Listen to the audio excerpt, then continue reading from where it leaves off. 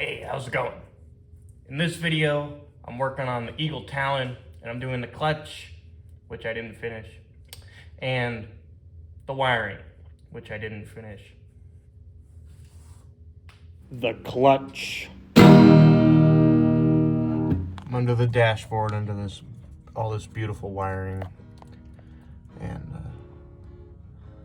the Neon has a clutch cable. It's not hydraulic. I don't know why I thought I would be able to do a cable clutch on this car and not hydraulic. I've got one more thing I'm gonna try to weave this clutch cable through, but this was a mistake. I'm gonna try putting the clutch cable in brake line. See if that works. I have the shape about right. I got the cable threaded through and greased. Maybe this will work. I really hope. This clutch cable is I'm having problems with the slack getting tighter when you try to push in the clutch, but I managed to pull the cable through, and the brake line permanently deformed. Maybe that'll help fix this. Slack seems to be my enemy, so I created just a quick little lever to try to pull as much through. Maybe that'll help. I'm gonna try to pull more through. The view you're seeing here is the little footage that I took of the clutch moving. This is the first time that I've actually seen the clutch move with the pedal. There it goes. My magnum opus, look at that. It's the best thing I've ever done. It should move way more than that, but this is progress. I think the setup I have now for this clutch is mildly viable. It's basically, I don't think it's going down all the way. Maybe I'll have to weld the clutch pedal or try to put more tension in this, but this is pretty good. Yeah, all right. I notched the clutch pedal.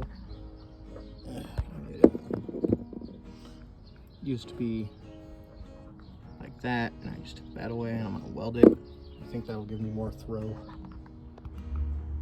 I welded it. Come on.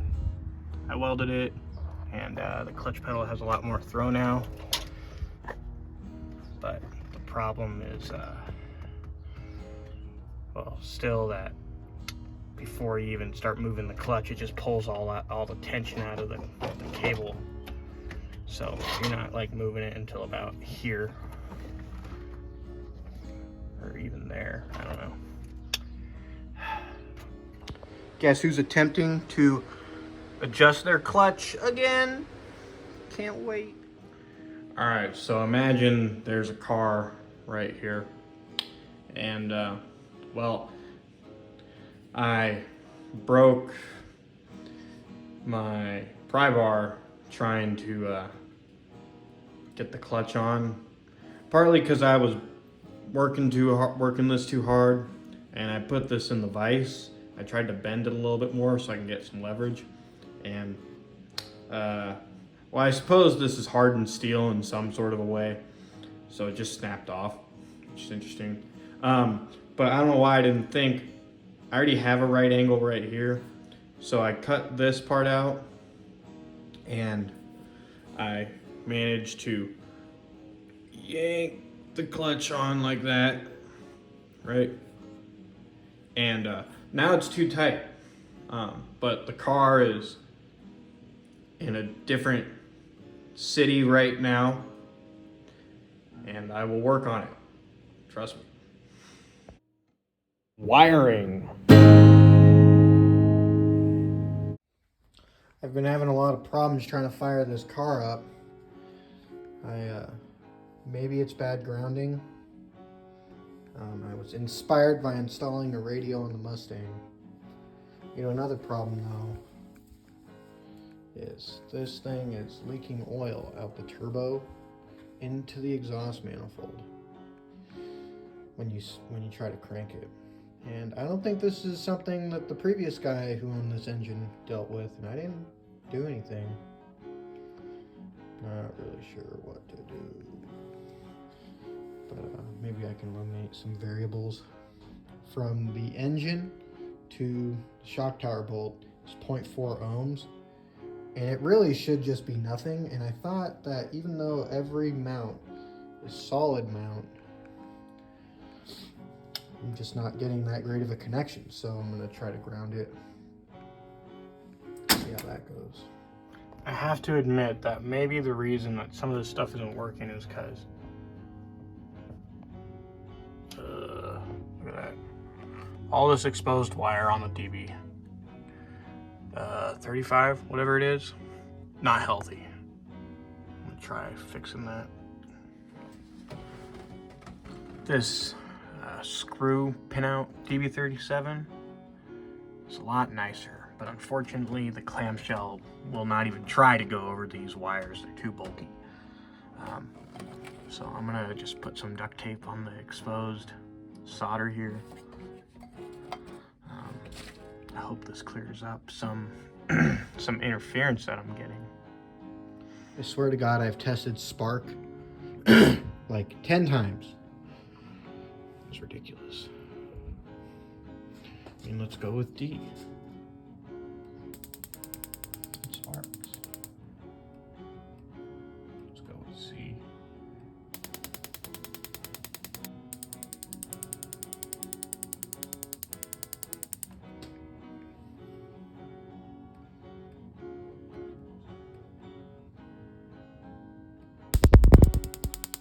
God damn it.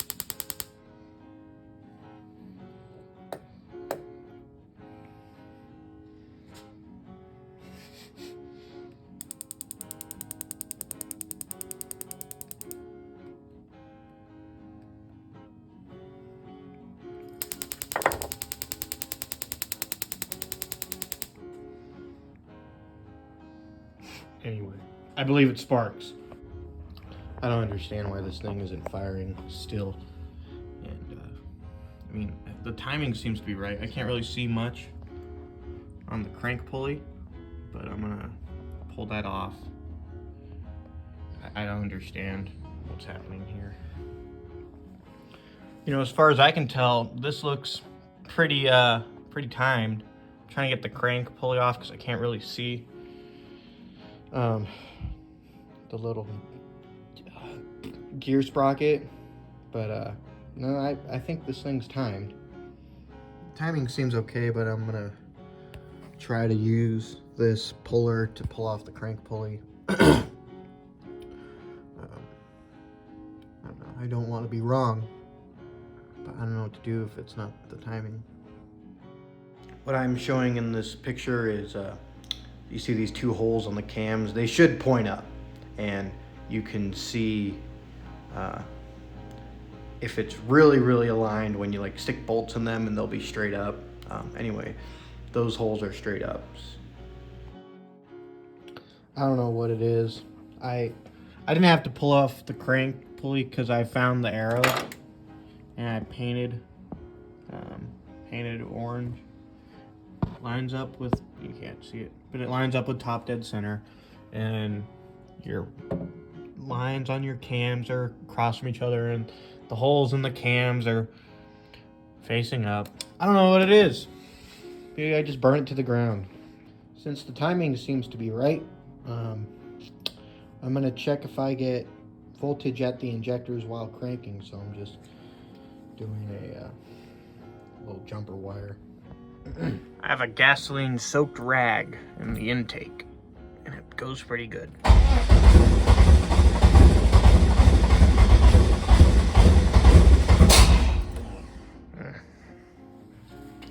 The point of this little clip is I had to replace a starter, and I figured, oh, maybe the starter is backwards, but that's not really a thing.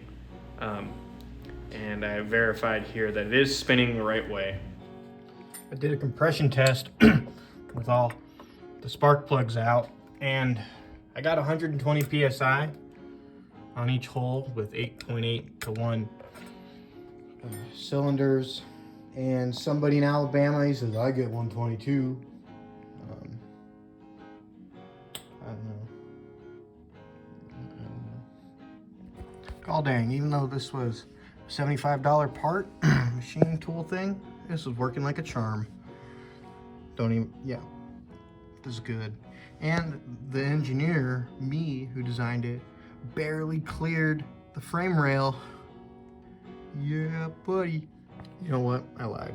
I think I'm gonna have to, well, I have some options where I can drop the motor by dropping all the mounts, but then every time I would have to time this, I would have to drop all the mounts, or I cut off the big piece.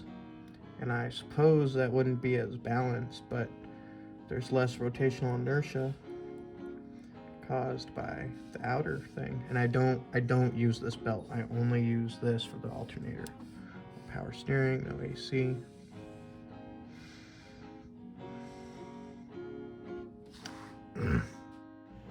It's quite the predicament here.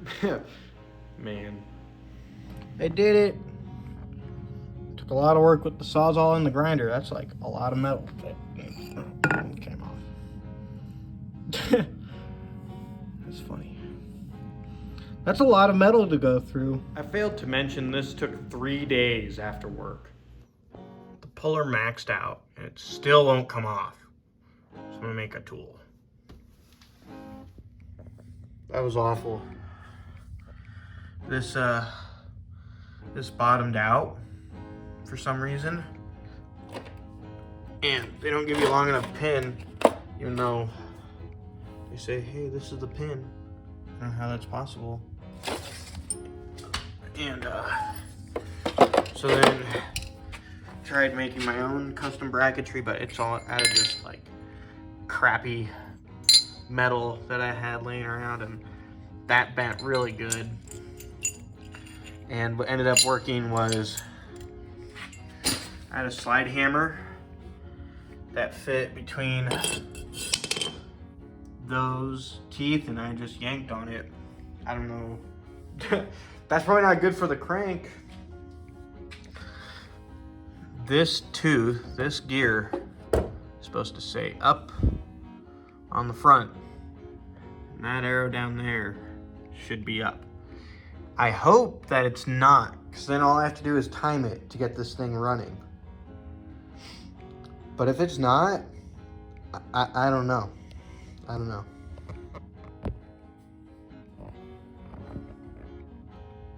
So the arrow is lined up with the arrow. I know it's chipped. And then up here, it says front up. 2 dash marks are lined up. Gonna put the harmonic balancer pulley back on. I'm gonna scuff up the inside with some steel wool just because there's surface rust, and especially on that. And then I got the hammer. That was a lot easier and it went off. Did I mention I cut the face off with a lathe? Man, that looks pretty good. I'm finally going to have somebody else wire this for me because I just want it to run. I think I gave it my fair shot. I've learned enough. And if I want it running, I'll just pay somebody. It's not gonna be cheap, but you know, at least 1 month's rent is worth it. 2 months rent. I'd love to just have it running. It'd be great.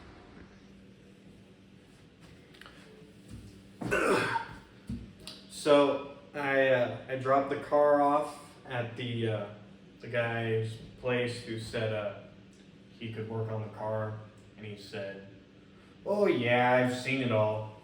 It's no problem. And